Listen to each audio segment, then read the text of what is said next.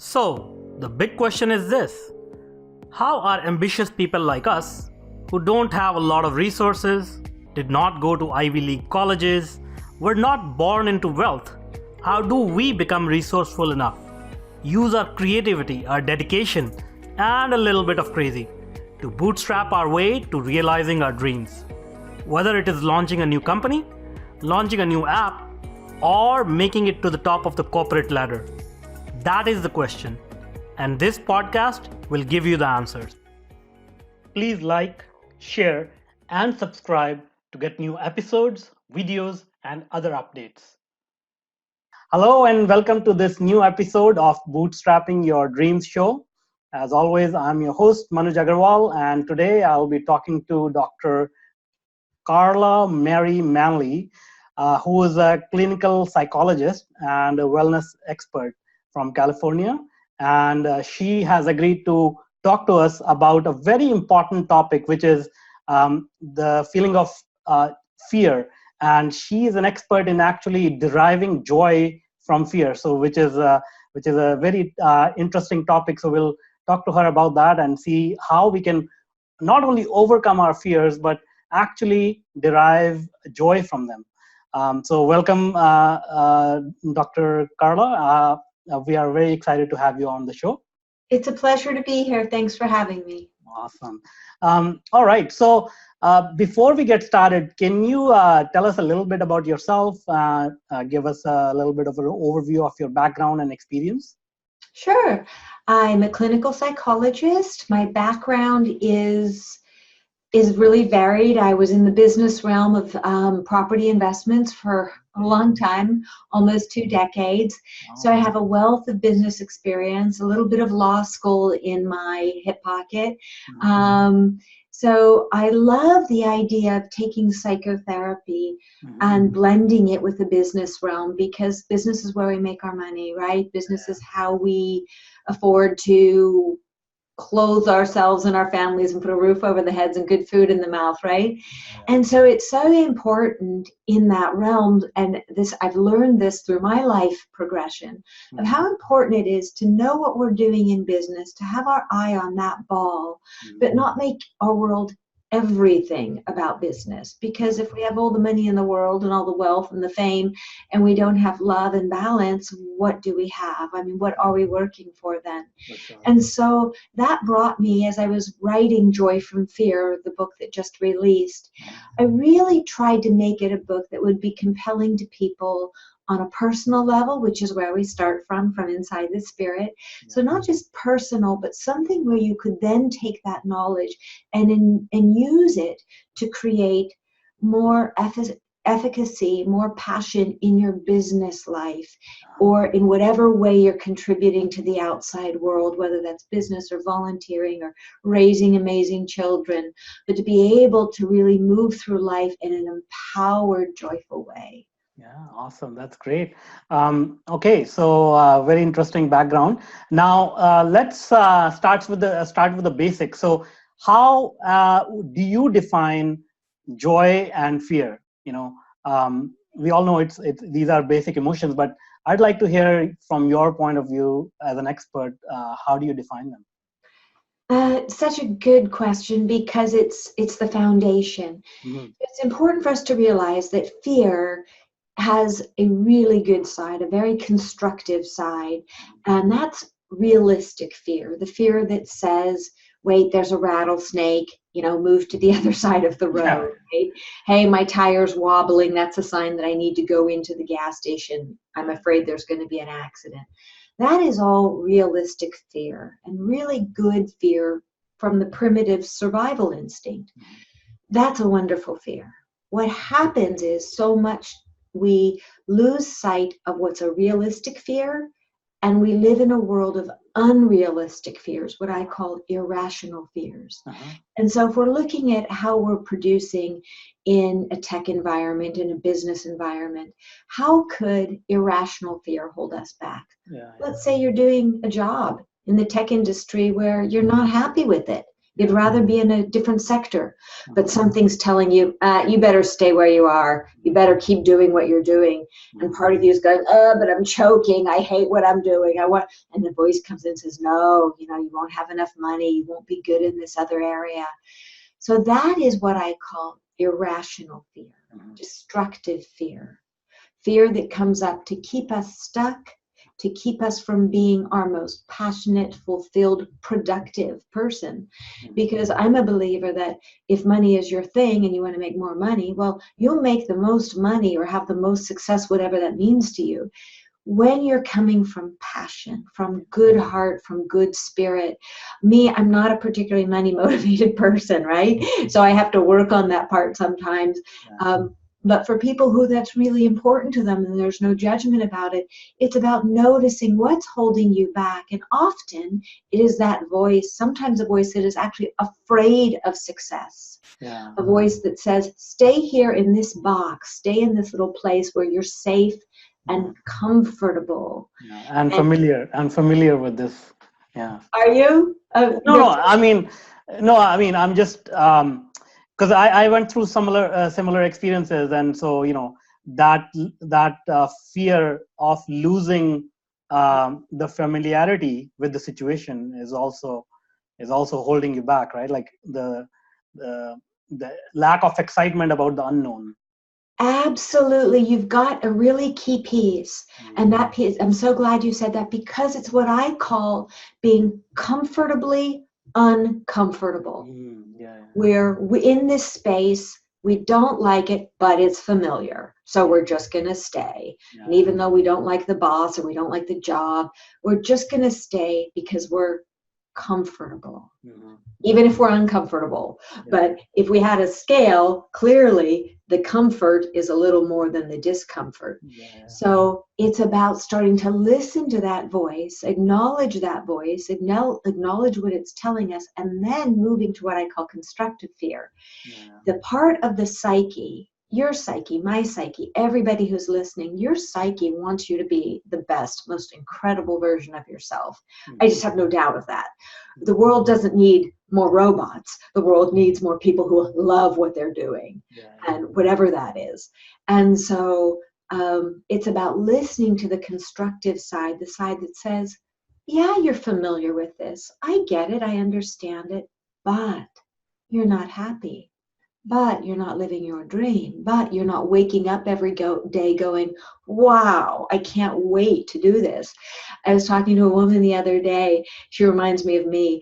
I can't wait to go to sleep at night, because I can't wait to go to sleep so I can get refueled, so that I can wake up and do what I want to do because I'm so excited about the next day. And she's in the computer industry. And she was saying that she can't wait to wake up in the morning. She loves what she does. Her job is about helping other people through technology create, greater press and awareness around whatever it is their project is. And that's what I think when I run into someone like that, I'm saying, yes, that's what we all would like to do. We sometimes get stuck and don't know how to do it. So when we listen to the destructive fear and let it get us stuck, then we get stuck there. So the goal is listen to the destructive fear. Know it's there. No, we don't have to stay there. Start listening to the voice of constructive fear, the one that's telling you, you can do this. You want more. It's okay to be uncomfortable. It's okay to be a little unfamiliar. You're going to be okay. And then here's the third part. And this is so important because without it, we don't shift. It's what I call transformational fear. And transformational fear it's like the entire message of my new book, Joy from Fear. It's about taking step 1 and step 2 and action. Doing the action, knowing we're scared. Okay, it's okay to be scared, but doing the action, doing what we need to do to transform our lives, and not jumping over the cliff, but doing it in a stepwise fashion, using goals and micro goals under it, always doing that one step at a time. And I can speak to that in my life. You think I got my doctorate like overnight? No, I was working full time in an industry I didn't like, in one that didn't fuel me, while I was reading and studying and doing all of that on nights and weekends. And that's what I'd like listeners to be able to understand is success, as much as we think it is overnight or a quick fix or a quick pill, true success, which comes from also working on this heart space, this amazing place of your personal power. That's where that's part of the journey, right? Yeah, for sure. Yeah.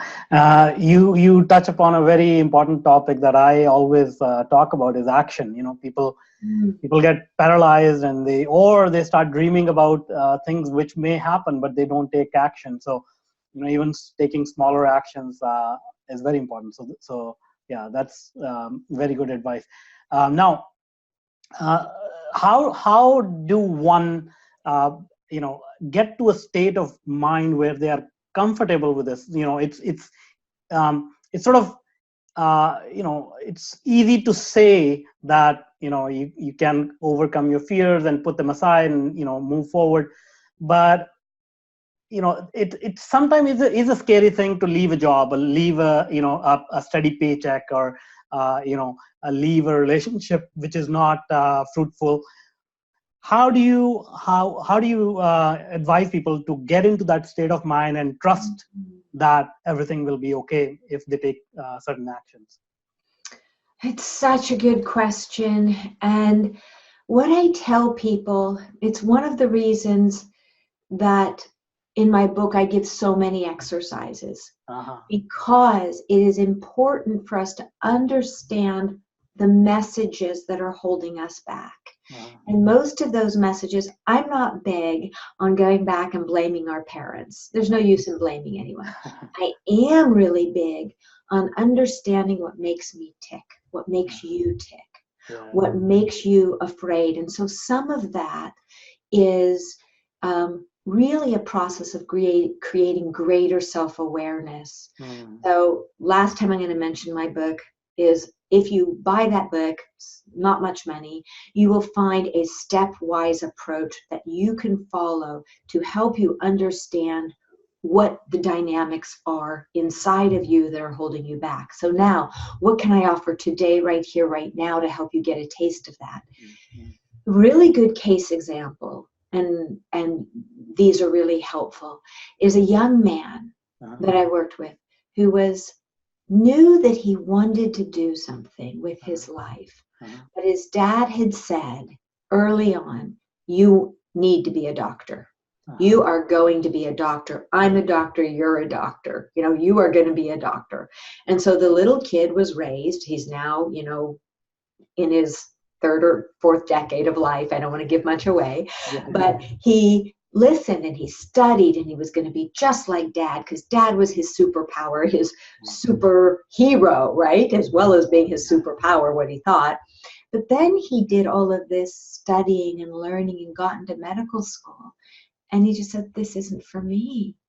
I like playing my guitar. I like surfing. I like, doing this and that. I want to have a family. I want to have a balanced life, not the life my dad had where we almost never saw him, where he was this sort of Superman out in the sky.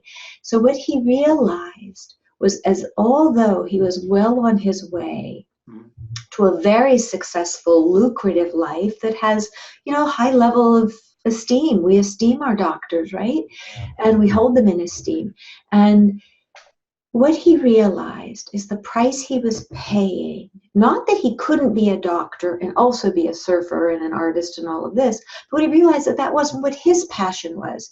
He was trying to live his father's passion. So he had to uncover, and this is what I would tell listeners to do, start uncovering your internal messages.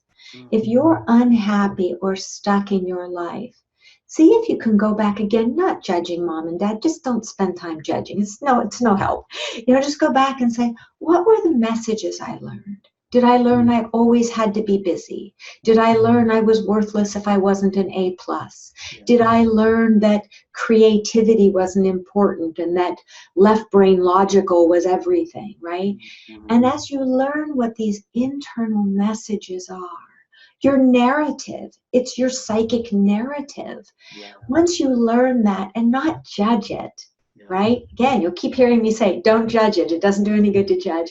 Just be curious about it. Make it your friend. Yeah. And notice, this is really important, notice when it feels free and when it feels toxic. Yeah. And so you'll learn that your body is actually, your spirit is speaking to you. Just like if I offer, I'm a vegetarian. Somebody offers me meat, I'm going to go, ugh, right? Somebody offers me raspberries, I'm going to be going, ah, or tofu, yeah, right? It's the same way with everything in life. Yeah. When you're on the right path for you, not what mom or dad or brother or sister or wife or husband or boyfriend or girlfriend want, but when you're on the right path for you, your body will tell you, your mind will tell you. And again, keeping this in the business industry, and it's funny because business is just part of life, right? It's the part of life that allows us, as I said earlier, to have the home and the clothes and the food. But when you realize we want all aspects of our life to be balanced and integrated, and learning, like when I was in the business world in working with property and property investment, every fiber of me, same with law school, every fiber of me was saying, no, this isn't you. You're meant to be in a healing profession.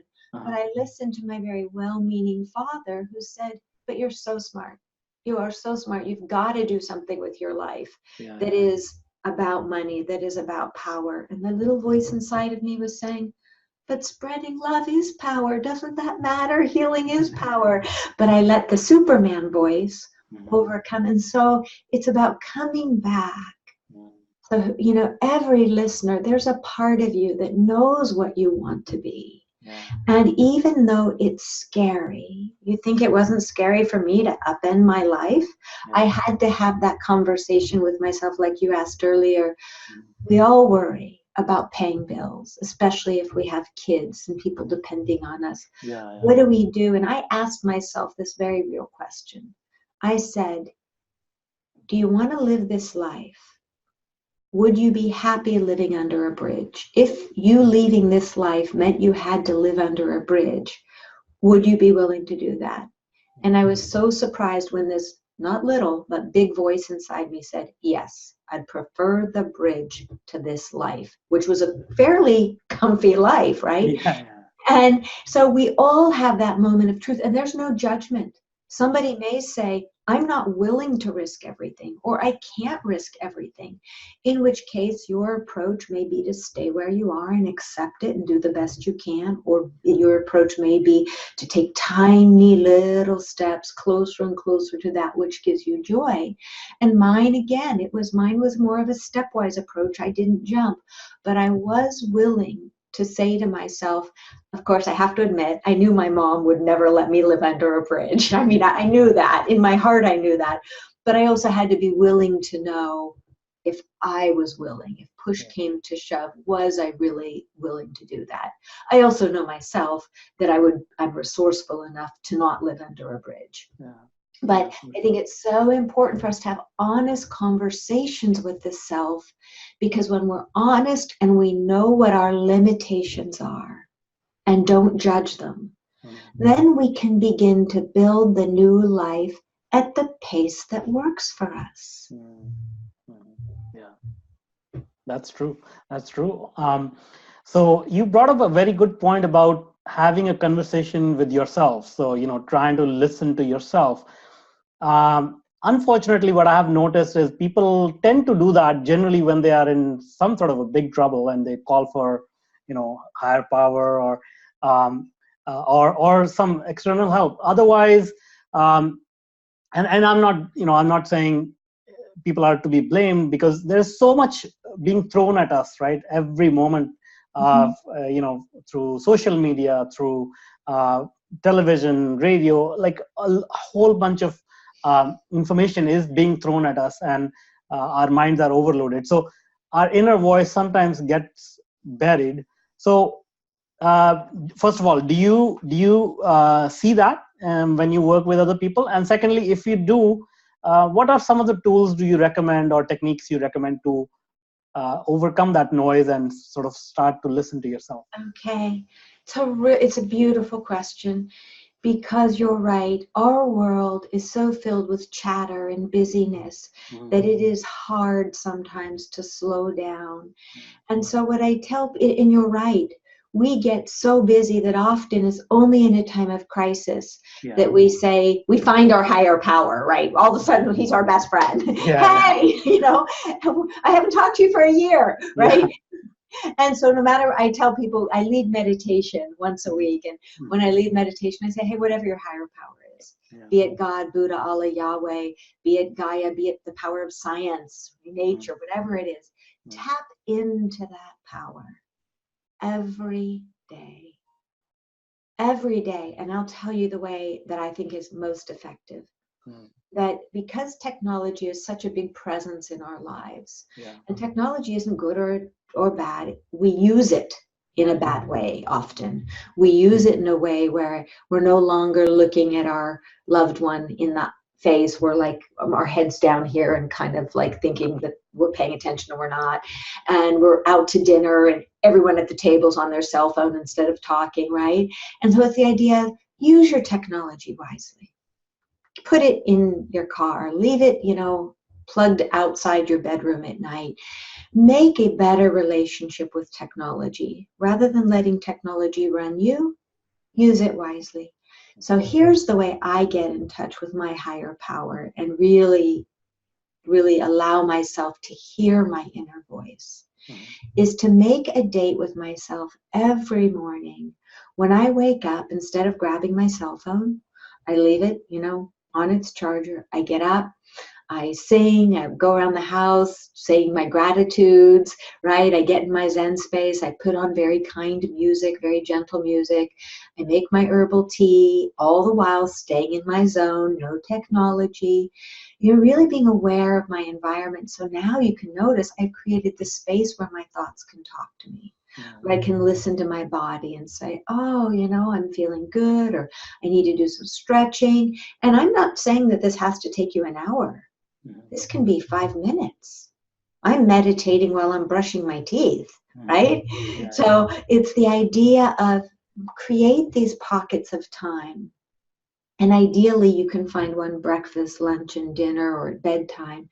But the idea is start to make friends with your higher power, with yourself. Again, whatever the higher power is. It can be nature. It can be whatever you want it to be.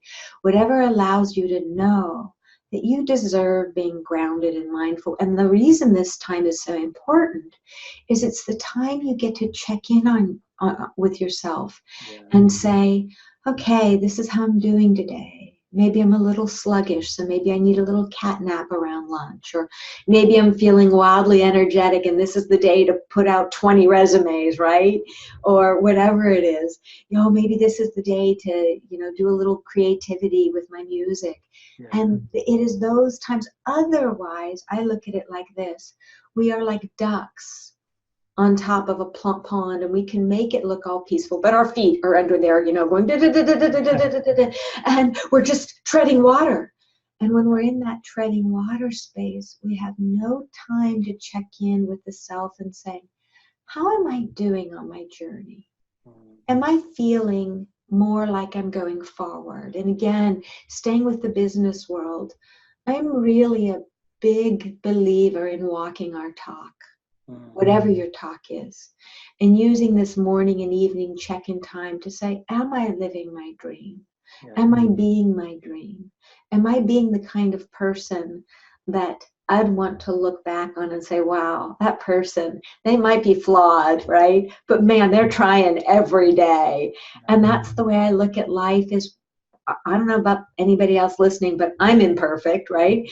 And all I can do every day is just to try to notice without blame or judgment. You keep hearing me say that, right? No blame, no judgment. Just looking back on my day and say, God, what did I do? You know, how did I do? Was I as attentive to my clients? Or, you know, could I shift it a little better some way or another to be kinder to my partner, or to show more love in my life? And some days there's a resounding, yeah, you could do a little better in this area. And sometimes I'm just like, nah, I did okay, right? And so when we do these check-ins with ourselves, this I think is the key. Notice in your life, where you're doing well, what feels right, do more of it. Notice in your life where you're not feeling well, where you're not doing what you'd like to optimally be doing, do less of it. Yeah, that's amazing. Okay, so now let's pull it back towards the core topic, which is fear, and talk about some other people, including myself, and I had this experience myself. We subconsciously sometimes know that whatever we look in, like whatever we find inside us may be not something that we want to find out, or we have tucked it away, and we are fearful of discovering that and uncovering those hidden painful instances, traumas. So what do you say to those people? How can they overcome that fear of themselves and finding out what is going on? Such a good question.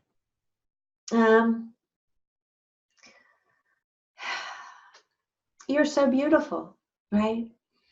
And that's what I want every listener to know. With all of your strengths, all of your weaknesses, all of your frailties, all of your stumbles, all of your trauma, all of your successes, you are like me. I am like you. We are all the same. So there's nothing I've seen in my office, in my practice. I worked with juveniles on probation, right, years ago. I've seen, maybe in my own life as well, almost every side of darkness that you can see. Yeah.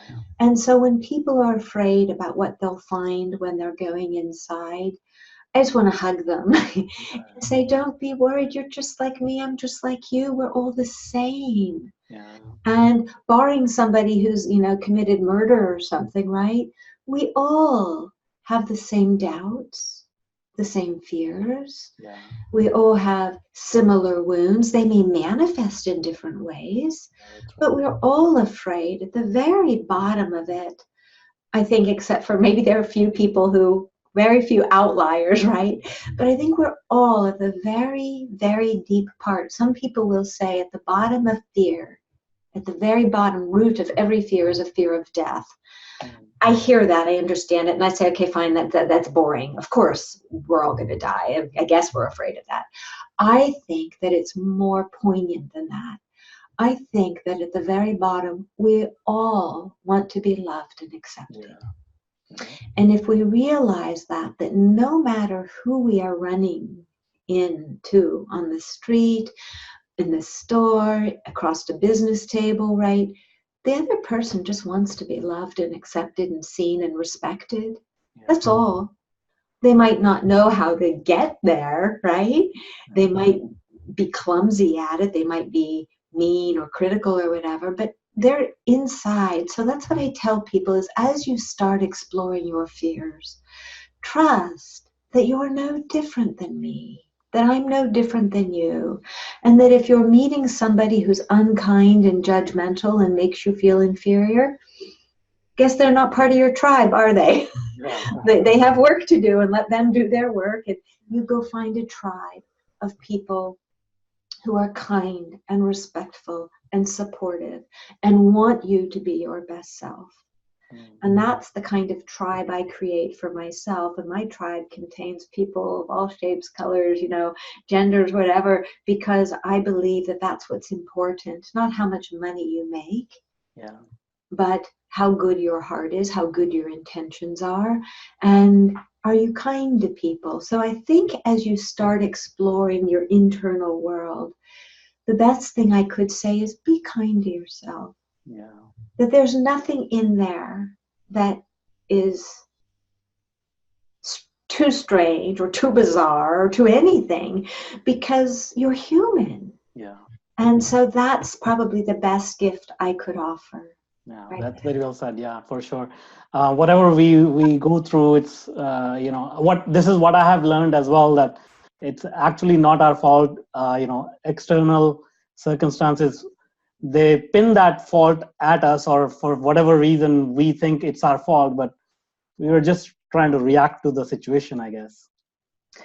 I think so. And here's, I think, a really important part. If we go back in life and say, I wish I had done that, I should have done that, I should have done that, I better, oh, I made a mistake there. Stop.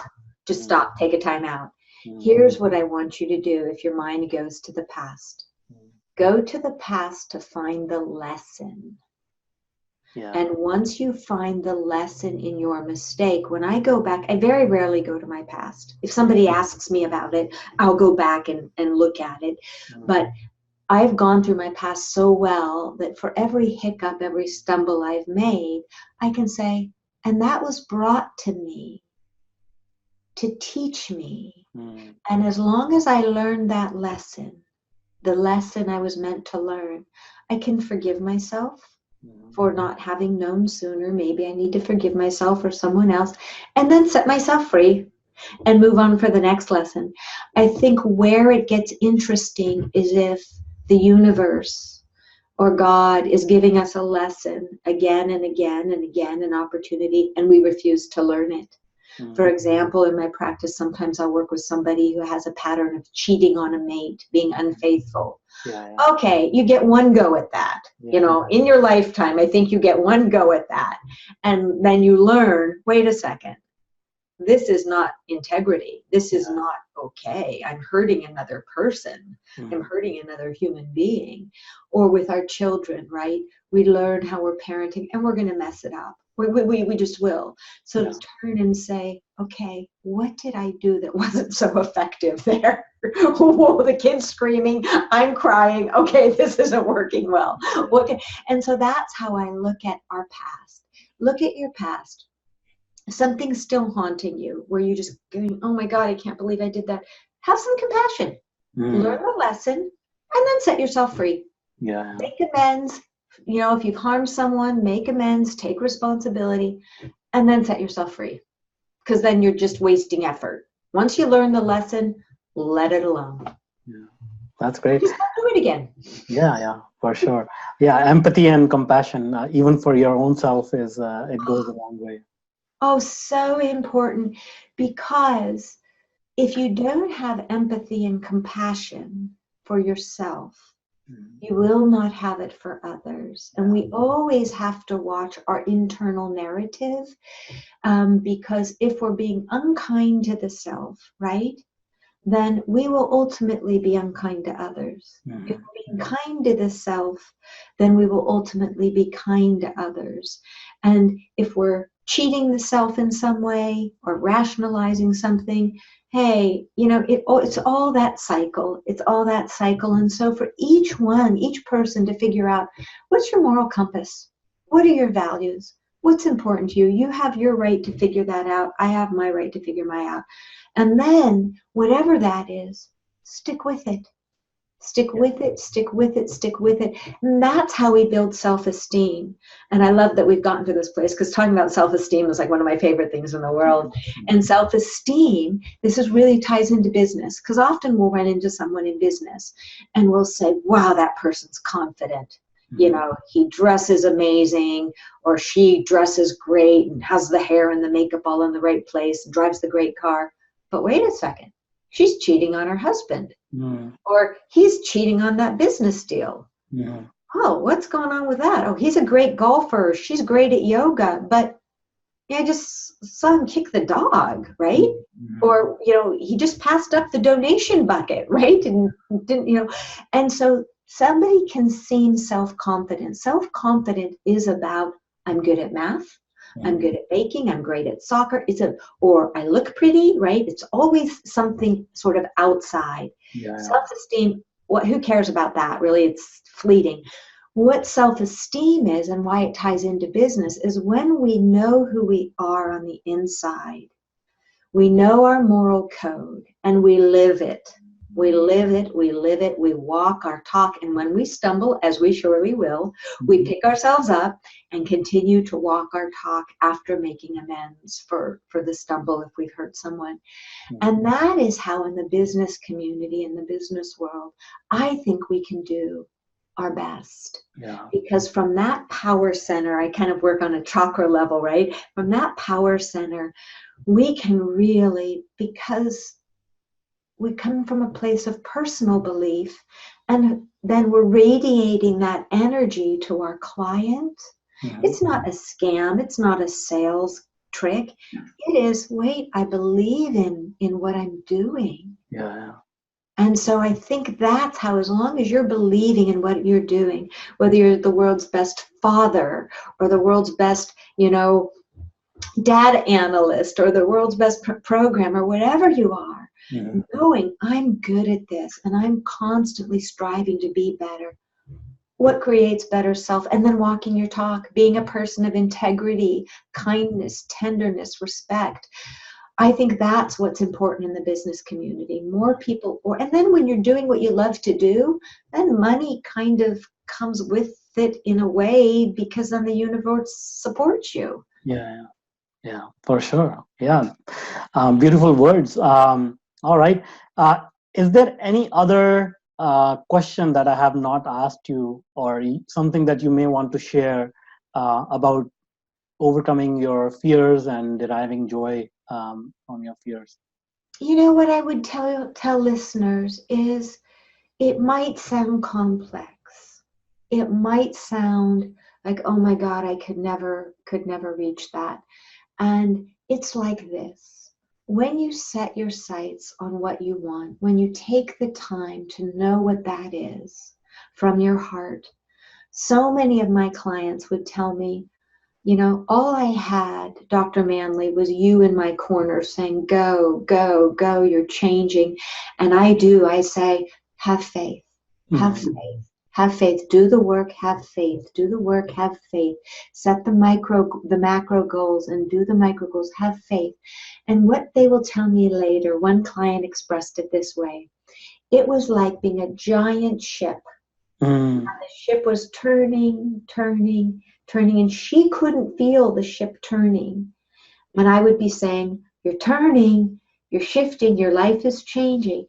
And only once she got more toward this shore, where her ship was oriented here, was she able to look back and go, oh, wow, I've transformed my life. And you can do it. You can, using your tagline, you can bootstrap your dreams. You just need to have faith in yourself, and to take the action that's going to lead you closer, one step at a time, to building the life of your dreams. You can absolutely do it. That's great. That's great. Thank you so much for all your wisdom that you have shared with us. My pleasure. I'm very sure everybody in this audience, they got a lot of value, and I wish we had more time to spend with you. But before I let you go, can you speak a little bit more about your book, and where can they find you, your website, and how they can get in touch with you? My book, it's Joy from Fear, and it's actually, I have a little cover right here. It's not the actual book. This is what it looks like. It's awesome. Joy from Fear. It's a beautiful cover. And you can get it on Amazon. You can get it at Barnes & Noble. If you, like me, like supporting local stores, ask your local bookstore. If it's not on their shelves already, it was just released, ask them to bring in a couple of copies. It's well worth its weight. It's like, if you can't afford psychotherapy or don't want psychotherapy, I mean, this is a free way to get therapy, or not free, but almost. And you can also have it on Audible. My website is drcarlamanly.com, Carla with a C, CarlaManly. You can find me on YouTube and meditate with me on YouTube. You can find me on LinkedIn, on Twitter, Instagram, and I absolutely welcome questions. So if you email me and you have a question or you've hit a hiccup, I'm always delighted to give some personal advice as best I'm able. And so that's where you can find me. That's great. Awesome. Thank you so much. I will get that information from you, and I'll add it to the show notes so that people can find you easily. All right. Thank you so much. It has been a pleasure. Thank you for having me. What a joy. Thank you. Thank you. So again, I'm Manoj Aggarwal, and thanks a lot for joining us on Bootstrapping Your Dreams Show. And now, if you are an existing or an aspiring technology entrepreneur then I invite you to check out my new online workshop, Bootstrapping Your Tech Startup Dreams. Go to go.tetranoodle.com/boot-podcast and sign up for free. I want to make sure more successful and sound decisions are made every day in your tech projects. Let's start finding solutions to your problems. So go to go.tetranoodle.com/boot-podcast and I look forward to helping you with your tech startup.